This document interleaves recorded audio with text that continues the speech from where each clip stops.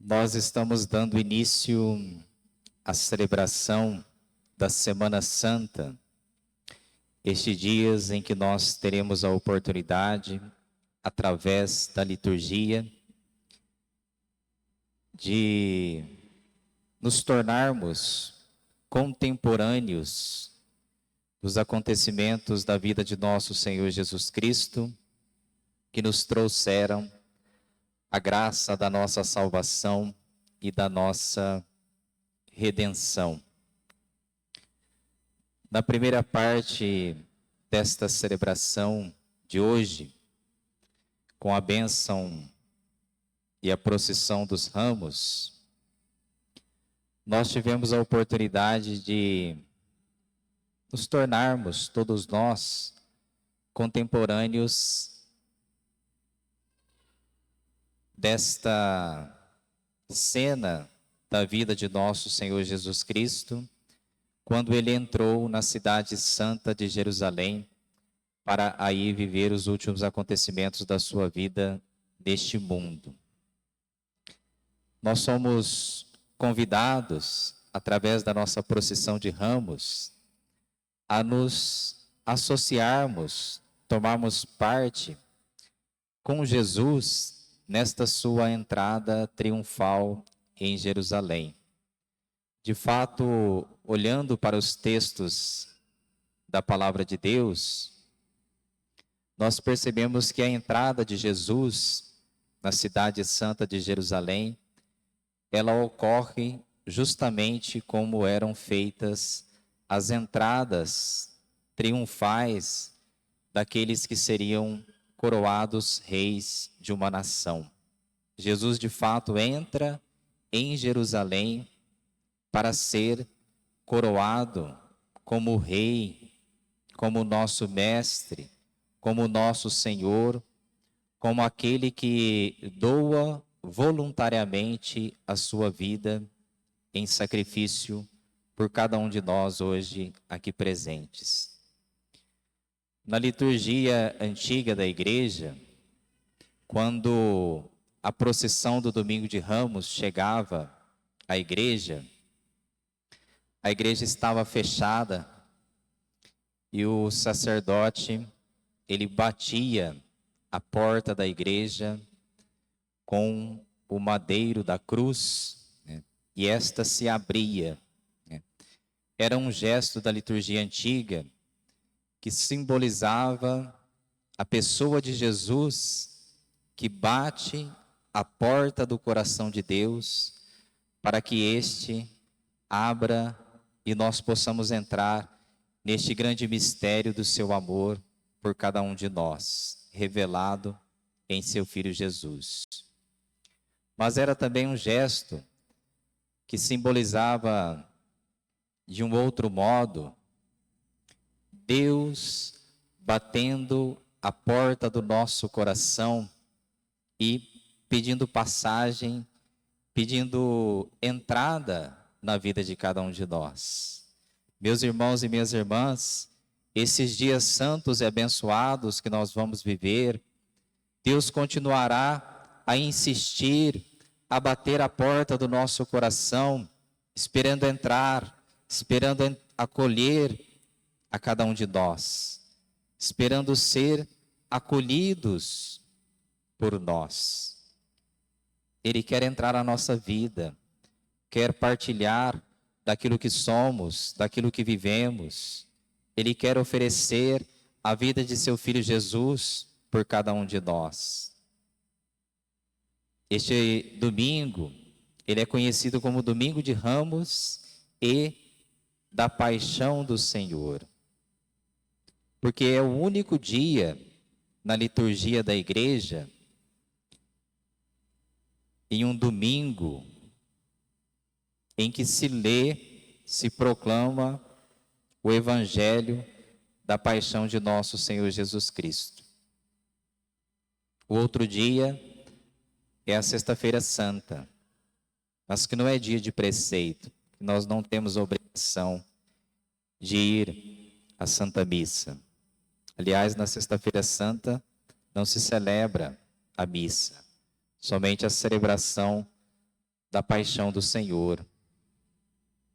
E a igreja quis colocar no domingo de Ramos este evangelho da paixão de Jesus, para que nós pudéssemos, enquanto fiéis, ao menos uma vez ao ano, ouvirmos este relato da paixão de Jesus, que muito significa e muito fala a vida de cada um de nós.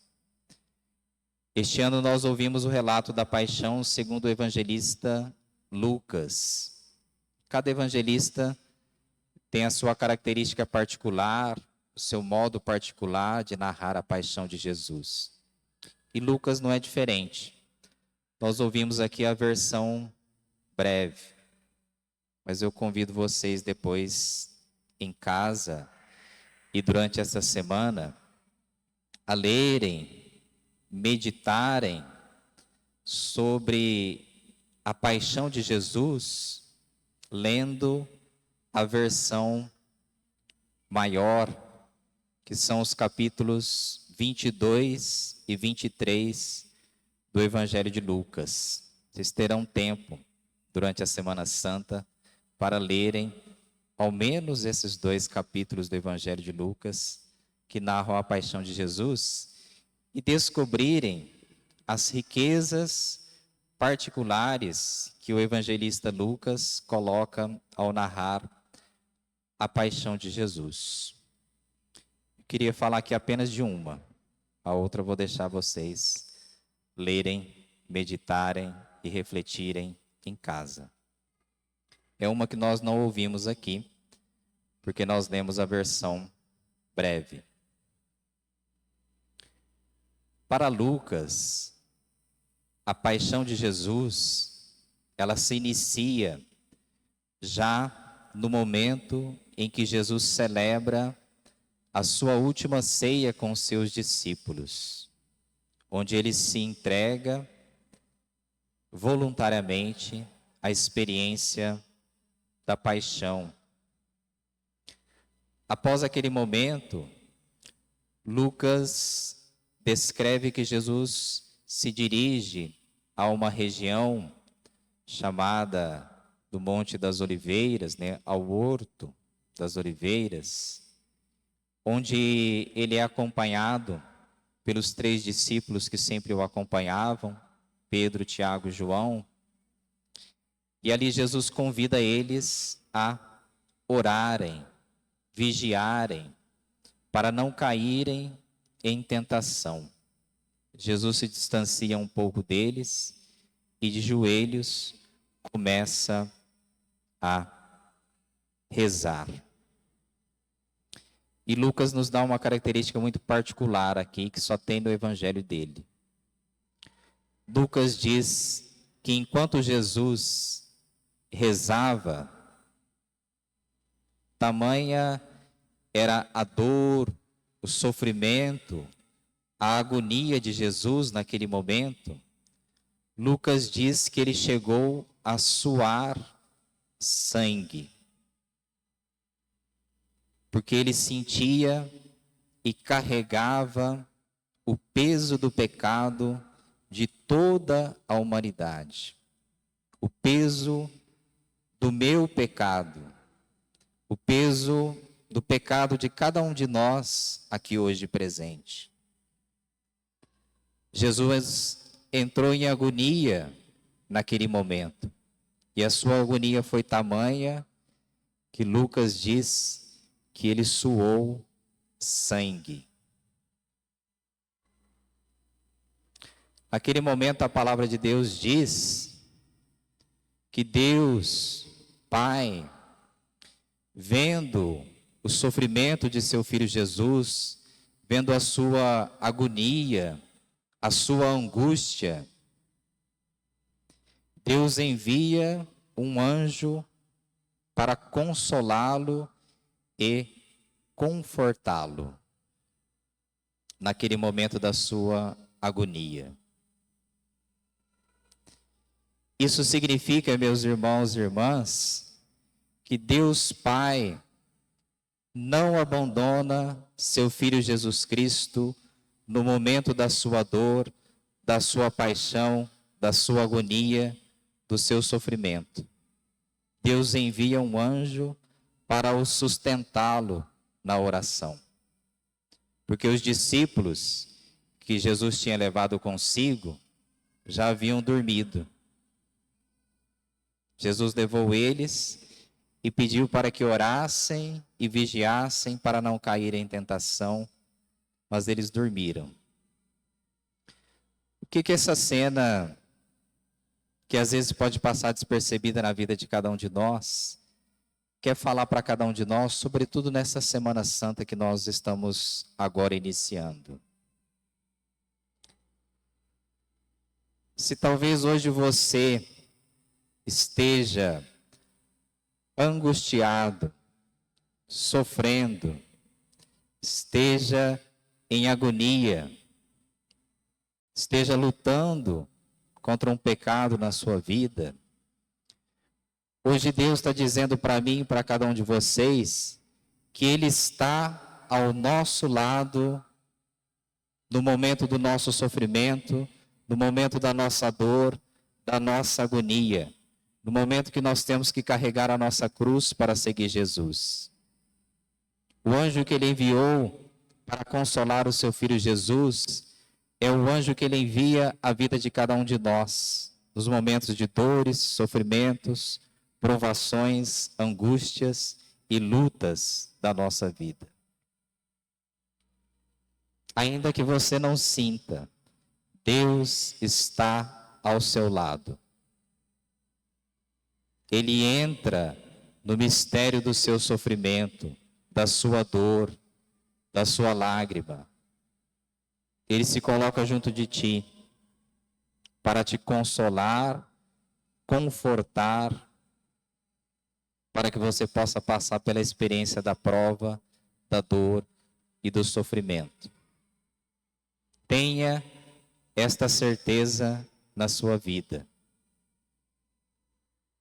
Nesta semana, nós somos convidados através da liturgia a nos unirmos ao sofrimento de Jesus,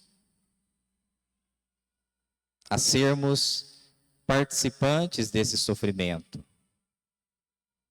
para que a gente possa também ter parte na glória da ressurreição do Senhor. Não ressuscita com Jesus quem não passa por Ele, com Ele, pelo sofrimento da cruz. Não tem outro caminho. Nós só teremos parte na glória da ressurreição se nós participarmos da sua paixão. Se nós entregarmos voluntariamente a nossa vida. Como nós ouvimos nas leituras aqui hoje, o profeta Isaías, na primeira leitura, que fala do servo sofredor, e na segunda leitura, que fala de Jesus, aquele que se humilhou, obedeceu e entregou a sua vida na morte e morte de cruz. Meus irmãos e minhas irmãs, que esta Semana Santa que hoje nós estamos iniciando, ajude cada um de nós a permanecermos em oração com Jesus, a vivermos a sua agonia, seu sofrimento, a sua dor, tendo a certeza de que Deus está ao nosso lado, que Ele nos sustenta diante das tentações deste mundo, das tentações que Jesus viveu, desce da cruz, salva-se a si mesmo, salve a nós, se és o Filho de Deus. O mundo continua a dizer isso insistentemente a cada um de nós, a cada dia da nossa vida. Desce da cruz, para de sofrer, deixa a sua cruz, abandona o seu sofrimento. E Jesus está dizendo para cada um de nós que o caminho não é esse, que o caminho é abraçar a cruz, é carregá-la a cada dia, é viver o seu sofrimento até o fim, é derramar o seu próprio sangue, dar a sua vida. É só assim que você vai experimentar a ressurreição.